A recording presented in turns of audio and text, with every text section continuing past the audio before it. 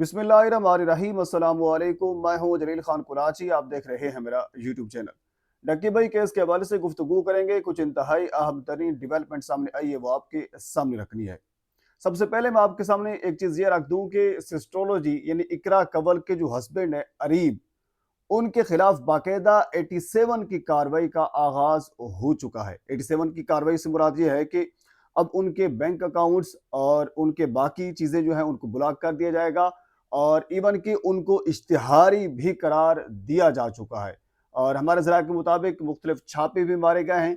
अरीब वहाँ से गिरफ्तार नहीं हुए। अब गिरफ्तार जब नहीं होता कोई बंदा तो उसके खिलाफ फिर 87 की कार्रवाई का आगाज होता है, यानी कि उसका पासपोर्ट, उसका शनाख्ती कार्ड, उसके बैंक अकाउंट्स, ये तमाम तर चीज़ें इनको ब्लॉक कर दिया जाता है और उनका नाम जो है वो PNI लिस्ट जो है उसके अंदर डाल दिया जाता है ताकि वो मुल्क से बाहर भी ना जा सके।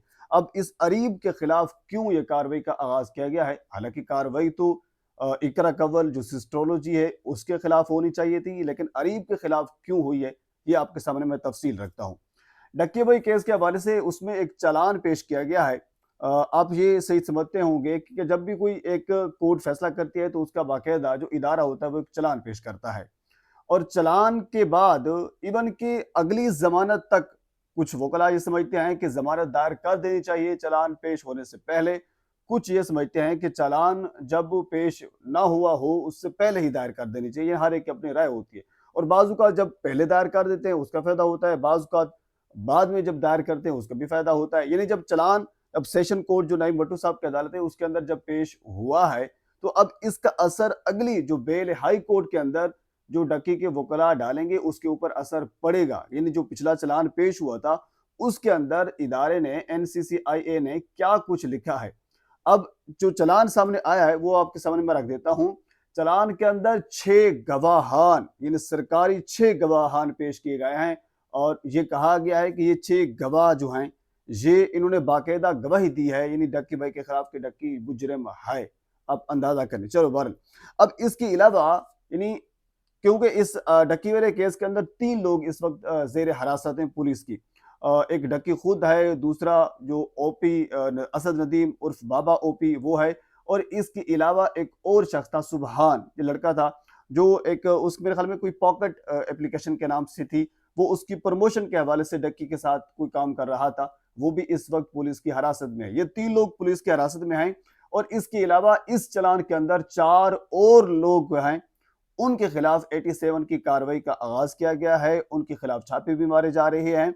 उन चारों में से एक अरीब भी है, एक वकास है। शुरू में आपको याद होगा जो सबसे पहले बंदा आया था जो इन तमाम एप्लीकेशंस को रन कर रहा था, उसका नाम वकास था, जो कि वो पाकिस्तान में मौजूद नहीं है। इवन के जो शुरू में ये जरा ये कंफर्म कर रहे थे कि वो पाकिस्तान से बाहर किसी दूसरे मुल्क में बैठा है। अब अगर वो पाकिस्तान में है या किसी और जगह पर ऊपर है तो ये वल्लाह आलम, हमें इस चीज़ का इल्म नहीं है।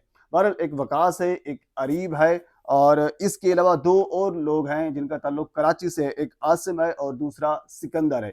इन चारों लोगों की गिरफ्तारी के हवाले से छापे भी मारे जा रहे हैं, और इनके खिलाफ 87 की जो कार्रवाई है उसका भी बाकायदा आगाज हो चुका है। आसिम और सिकंदर, इनका ताल्लुक कराची से है, और ये भी डक्की के साथ मुख्तलिफ एप्लीकेशन की प्रमोशन के हवाले से काम कर रहे थे। अरीब भी ये काम कर रहा है। इवन के जो सिस्टोलॉजी है उनके ऊपर अपना एक इल्ज़ाम है, अपना उनके ऊपर एक केस है, वो अलग केस अपना फेस कर रहे हैं जिसको मियां अली इशफाक साहब जो है वो हेड कर रहे हैं।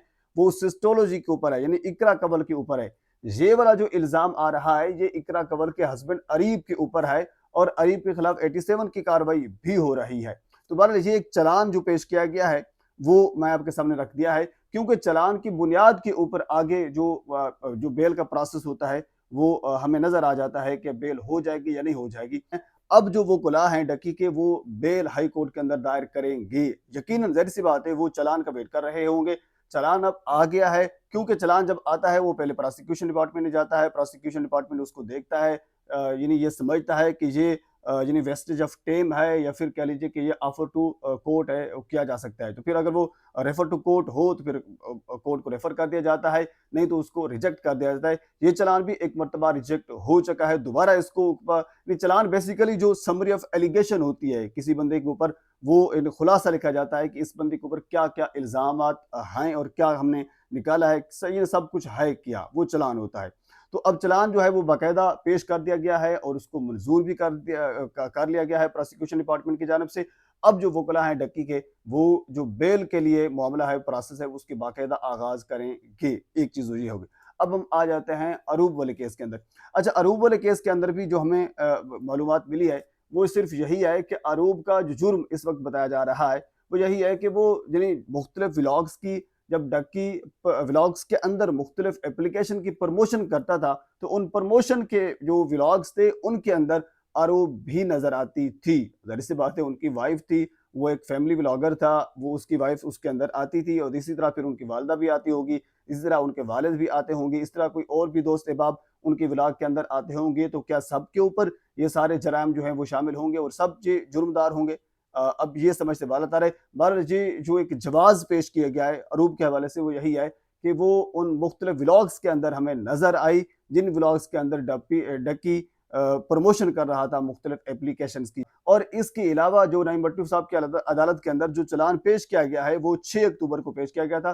اب جو نیکسٹ ڈیٹ آف ہائرنگ ہے اس میں 14 اکتوبر جو ہے وہ رکھی گئی ہے۔ اب 14 اکتوبر کو ڈکی کو پیش بھی کیا جا سکتا ہے، پیش نہیں بھی کیا جا سکتا، مگر جو ڈیٹ آف ہائرنگ ہے وہ 14 اکتوبر ہے۔ اب ہم دیکھتے ہیں کہ جو ڈکی کے وکلا ہیں وہ کب بیل دائر کریں گے، اور اس کی بیل دائر کرنے کے بعد پھر اگلا پروسیس جو ہے وہ ہائی کورٹ کا کیا ہوگا۔ بہرحال جو کچھ بھی اپڈیٹ ہوگی میں آپ کے سامنے ضرور شیئر کروں گا۔ ایک مرتبہ آپ سے گزارش ہے میرے چینل کو سبسکرائب کر دیں تاکہ آنے والی ہر انفارمیٹیو ویڈیو آپ تک پہنچ سکے۔ اللہ حافظ۔